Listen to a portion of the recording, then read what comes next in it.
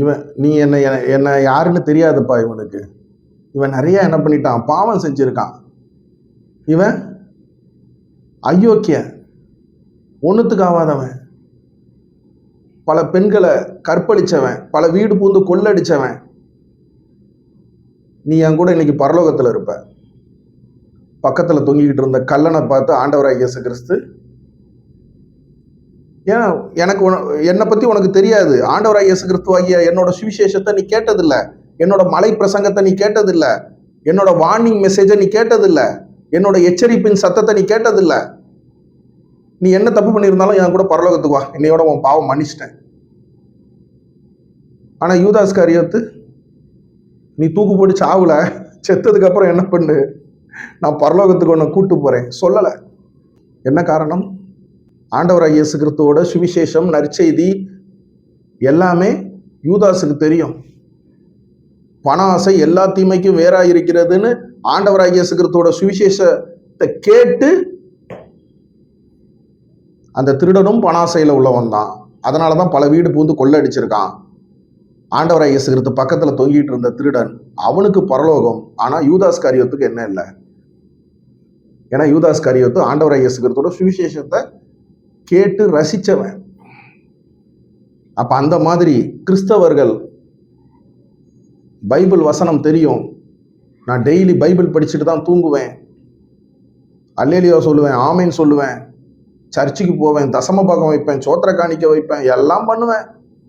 நேர் முட்டங்கால இருந்து ஜோம் பண்ண சொன்னீங்கன்னா 2 மணி நேரம் ஜோம் பண்ணுவேன். உங்களுக்கும் எனக்கும் தான் தண்டனை ஆண்டவராகிய இயேசு கிறிஸ்து சமூகத்தில் அதிகம். கெட்டின மனைவிக்கு துரோகம் பண்ணாவே, பெத்த பிள்ளைகளை அனாதையாக்கணும். ஆனால் அதுலேயும் இந்த கள்ளக்காதலியோட ஒரே காரில் இறங்கி, நீங்கள் காரில் இறங்கினதை மட்டும்தானையா பார்த்தீங்க, ஒரே ஒரு பொக்கையோட தானையா சுற்றுறதை பார்த்தீங்க. வச்சு செஞ்சிருவாப்புல ஆண்டவராகிய இயேசு கிறிஸ்து. என்ன மாதிரி? அப்போ ஆண்டவராகிய இயேசு கிறிஸ்து பச்சிக்கிற அக்னியாக இருக்கிறார். ஆனால் அந்த மாதிரி கெட்ட மனைவியை விட்டுட்டு கள்ளக்காதலியோட என்னது, கெட்ட மனைவிக்கு அப்படி வெறுப்பேற்றணும். அந்த வீடியோக்களை பார்க்கும்போது மனைவியை காண்டேற்றணும். கள்ளக்காதலியோட இந்த மாதிரி பண்ணும்போது ஆண்டவர் ஏன் உடனே தண்டனை கொடுக்கறது இல்லை? 1 பேதுரு 4:17 நியாய தீர்ப்பு தேவனுடைய வீட்டிலே துவங்கும் காலமாயிருக்கிறது. முந்தி நம்மிடத்திலே அது துவங்கினால் தேவனுடைய சுவிசேஷத்திற்கு கீழ்ப்படியாதவர்களின் முடிவு என்னவாயிருக்கும்? நல்லா பாருங்க, ஆண்டவராகிய இயேசு கிறிஸ்துவோட நியாய தீர்ப்பு யாரோட வீட்டில் தொடங்குதான்? இந்த கள்ளக்காதலி மடியில் படுத்து கிடக்கிற, தன்னோட கெட்டுன மனைவி படுத்த அதே பெட்டில் படுக்க வைக்கிற ஆண்கள், அவங்களுக்கு அங்கிருந்து தொடங்குது நியாய தீர்ப்பு. எப்படி? எப்ப நியாய தீர்ப்பு எங்கேயா? நல்லா ஜாலியாக தானையா இருக்காங்க. 2 மொய் கொடுக்காம ஒரே ஒரு பொக்கையை என்ன பண்றாங்க? இந்த பொக்கையை வச்சுக்கிட்டு என்னையா பண்றது? ஒரு 500 ரூபாய் காசு கொடுத்தாலும் பிரயோஜனம் மொய் இல்லை. ஒரு பொன்னாடை போத்துனா கூட என்ன பண்ணலாம்? டேபிள் கிளாத்தா போடலாம்.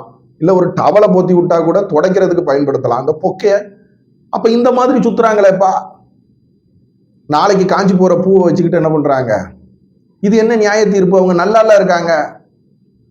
நல்லா இருக்காங்கன்ட்டு உங்களுக்கு எனக்கு தெரியுமா? ஆண்டவராகிய இயேசு கிறிஸ்து எப்படி தண்டனை கொடுப்பாரு தெரியுமா? ஒரு விரல் போயிடுச்சுங்க, நான் கரும்பு மிஷின் வேலை செய்கிறேங்க, கரும்பு அந்த இதுக்குள்ளே என்ன பண்ணிட்டேன், கையை விட்டுவிட்டேன், ஒரு விரல் போயிடுச்சு. இது தண்டனையா? இது விபத்து. தண்டனை இங்க வலிக்கும், நெஞ்சு வலிக்குங்க. நெஞ்சு வலின்னா ஹார்ட் அட்டாக்கு அந்த வலியை சொல்லலை, மனபாரம், டிப்ரெஷன். இந்த கள்ளக்காதலியோட இருக்காங்க பாருங்க, ஒவ்வொருத்தரும் சந்தோஷமா இருக்காங்கன்னு நினைக்கிறீங்களா? அந்த கள்ளக்காதலியோட மிரட்டல் உருட்டல்களுக்கு பயந்து போய் என்ன பண்ணுவாங்க? ஏதோ ஒரு விஷயத்துல அவங்கள த்ரெட்டனிங் பண்ணிக்கிட்டு இருப்பாங்க. கள்ளக்காதலிகள், கள்ளக்காதலனை.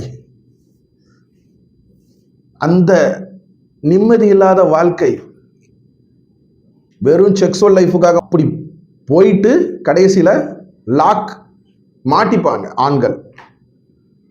ஒரு ஸ்டேஜில் மனைவியே என் கண்கண்ட தெய்வம், நான் மனைவி கிட்டேயே போயிடுறனாலும் போக முடியாது. கள்ளக்காதலி என்ன பண்ணுவான், புனிஞ்சு எடுப்பான். சொத்துக்களுக்காக பணம்லாம் அங்க பிரச்சனை கிடையாது. நான் கள்ளக்காதலியா, என்ன பண்ணுங்க, பொது மேடையில் எல்லாருக்கும் முன்னாடி என்ன அறிமுகப்படுத்துங்க. நான் உங்க கூட கல்யாண வீட்டுக்கு வருவேன், காது குத்து வீட்டுக்கு வருவேன், சடங்கு வீட்டுக்கு வருவேன், எல்லா வீட்டுக்கும் வருவேன்.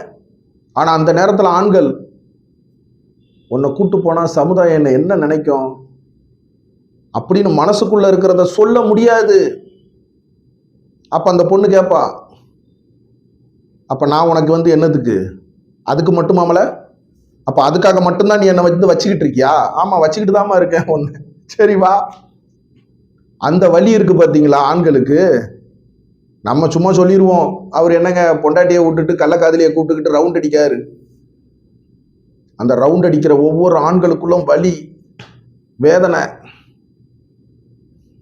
இந்த ஹாஸ்பிட்டல்ல ஏதோ இந்த உண்மையை கண்டுபிடிக்கிற மிஷின்ட்டு உடம்புல சினிமாவில் பார்த்துருக்குமே, அந்த மாதிரி வச்சு பாருங்களேன். வெறுப்பான வாழ்க்கை வாழ்ந்துகிட்டு இருப்பாங்க. ஆனா வெளிய சிரிச்சுதான் ஆகணும், வேற வழி இல்லை. இல்லைன்னா தளபதி, என்ன தளபதி நீங்களே உங்க வாழ்க்கையே அழுகிய கண்ணீருமா ஆயிடுச்சா தளபதி? அப்ப எங்க இருந்து தொடங்குது? வீட்டுல மனைவி இருக்கிற அந்த பெட்ரூம்ல விட்ட கள்ளக்காதலியை படுக்க வச்ச ஒவ்வொரு ஆண்களுக்கும் வீட்டில இருந்து நியாய தீர்ப்பு, நிம்மதி இல்லாத வாழ்க்கை தொடங்கும்.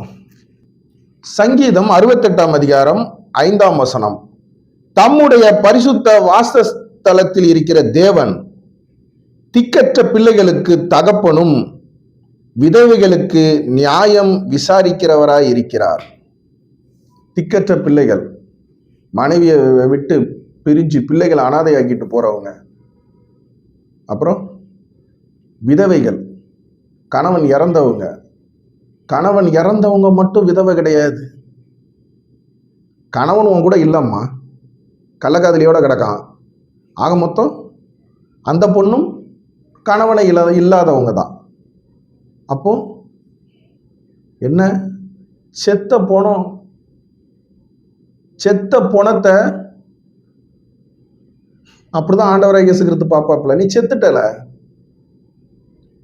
நீ எங்க எப்போ கள்ளக்காதலியோட பப்ளிக்கா ரவுண்ட் அடிக்கிற, நீ செத்துட்ட. செத்த பொணத்தை என்ன பண்ண, அடக்கம் பண்ணணும். உன் மனைவி விதவை, அந்த விதவையான மனைவிக்கு ஆண்டவராகிய இயேசு கிறிஸ்து தான் யாரு? அப்பா, தகப்பன்.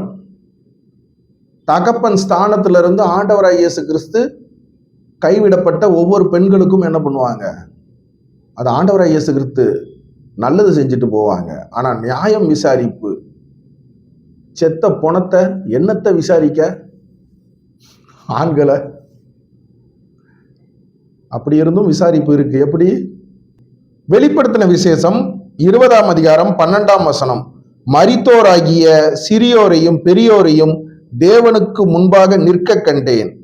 அப்பொழுது புஸ்தகங்கள் திறக்கப்பட்டன, ஜீவ புஸ்தகம் எனும் வேறொரு புஸ்தகமும் திறக்கப்பட்டது. அப்பொழுது அந்த புஸ்தகங்களில் எழுதப்பட்டவைகளின்படியே மரித்தோர் தங்கள் கிரியைக்கு தக்கதாக நியாயம் தீர்க்கப்பட்டார்கள். சிறியோர் பெரியோர் எல்லாம் இறந்துட்டாங்க, ஆண்டவராகிய இயேசு கிறிஸ்து முன்னாடி போய் நியாய தீர்ப்பு நாள்ல நிக்கிறாங்க. ஜீவ புஸ்தகத்தை பார்த்து தண்டனை.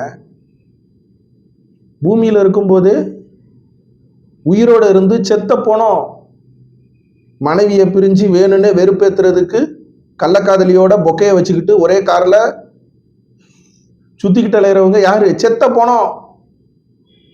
அப்ப அவங்களோட நியாய தீர்ப்பு பூமியில இருக்கும் போதே நடக்கும். நீங்களும் நானும் அதை பார்ப்போம்.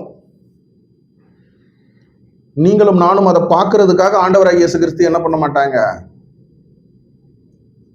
நான் முதல்ல சொன்ன மாதிரி கரும்பு பிணிகிற மிஷினில் வேலை செய்கிற தம்பியோ அண்ணனோ கையை உள்ளே விட்டுட்டோம்னே 4 விரல் கட் ஆயிடுச்சு, அந்த மாதிரி தண்டனை. அது தண்டனையே கிடையாது, அது விபத்து. அந்த மாதிரி கிடையாது. இவங்க நல்லா இருப்பாங்க, கை கால் நல்லா இருக்கும், உடல் சுகத்தோட இருப்பாங்க. ஆனா என்ன மாதிரி நியாய தீர்ப்பு அப்படின்னா வரும். நீங்களும் நானும் என்ன பண்ணுவோம், பார்ப்போம் இல்லையா? ஒரேடியா செத்துட்டா, இன்னைக்கு செத்துட்டோங்க, நாளைக்கு பால் ஆண்டவராகிய இயேசு கிறிஸ்துகிட்ட போய் நின்று அன்னையோட நியாய தீர்ப்பு முடிஞ்சு போச்சு ஜீவ புஸ்தகத்துல.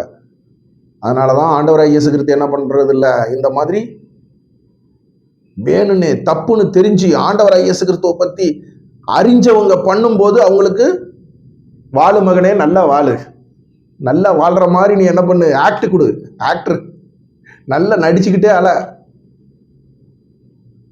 மன்ன நான் எப்படியெல்லாம் பண்றேன் பாரு, நீ என்னெல்லாம் நிலைமைக்கு ஆளாவற பாருன்னு ஆண்டவராகிய இயேசு கிறிஸ்து என்ன பண்ணுவாப்புல, வாழும் பொழுது கிடைக்கிற தண்டனை இருக்கு பாருங்க, இங்க வலிக்குது, அந்த வலியை கொடுப்பாப்புல.